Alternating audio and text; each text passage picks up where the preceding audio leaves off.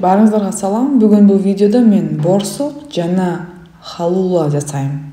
Учурда кыргыз кыз Чилиде жашаган үчүн эки башка маданиятты бир камырга аралаштырып, ушундай видео жазады. YouTube'да мен халуланын рецептин карасам, камыры биздин борсокко окшош экен. Ошондуктан бизге бул нанды жасаш оңой эле болот. Баштайлы.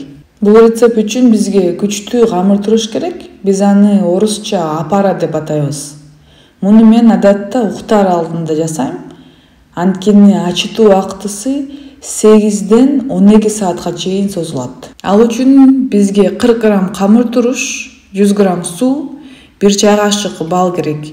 Баарын аралаштырып, бал эригенде 120 грамм ун кошобуз. Баарын аралаштырып, анан кийин мен көрүнүктүү тунук банканы колдонуп жатам. Биз ачытуу деңгээлин көрө алышыбыз керек, анткени анын көлөмү 3 эсе көбөйүшү керек. Эртең менен сиз көрүп алгандай, менин күчтүү ачыткым 3 эсе көтөрүлдү.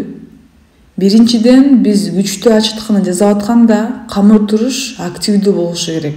Бул абдан маанилүү. Эми негизги камырыбызды жасоого убакыт келди. Ал үчүн 500 грамм ун жана 10 грамм туз керек, жана аны аралаштырабыз. Андан кийин сизге 300 грамм суу, 50 грамм эриген май жана биздин баардык күчтүү ачыткыбыз керек. Адегенде камырыбызды чогулганга чейин баарын шпатель менен аралаштырабыз.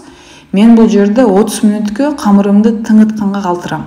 Эгерде сизде атайын камыр аралаштырган миксер болсо, аны дароо миксер менен 10 мүнөттөй аралаштырсаңыз болот. Бул жерде көрүп тургандай 30 мүнөттөн кийин камырдын глютени өзү эле иштеп баштаган. Ал мага жардам болду жана камырымды көпкө жуурбаганга мүмкүнчүлүк берет. Мен 5 мүнөттөй эле убакыт ичинде камырымды жуурам. Анан 3 саатка же 2 эсе чоңойгонго чейин ачытканга коем. 3 сааттан кийин камырым даяр. Анан мен аны жайышым керек. Ал эми жайгандан кийин камырымдын көлөмү болжол менен 48-30 сантиметр. Анын тегерек кескичимдин диаметри 10 сантиметр.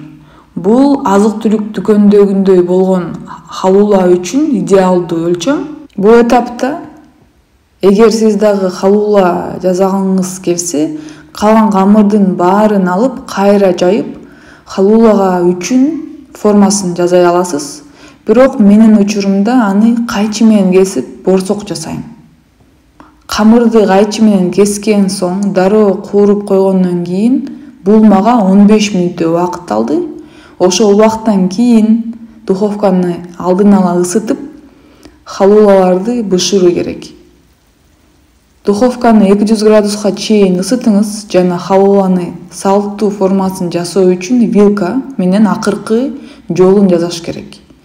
Анан аларды жогорку температурада болжол менен 5 мүнөт бышырыңыз. Андан кийин температураны 180 градуска чейин төмөндөтүңүз жана 30 мүнөттөй же кызарып бышканга ээ болгонго чейин бышырыңыз. Жок, мен алула деген нерсе кереги жок. Мен борсок үчүн эле келгем, мен борсок эле жасайм десеңиз, бүт баардык камырыңыз менен эле борсок жасасаңыз болот. Бул сиздин өзүңүздүн чечимиңиз. Ошентип бул видеону аягына чейин көргөнүңүз үчүн чоң рахмат.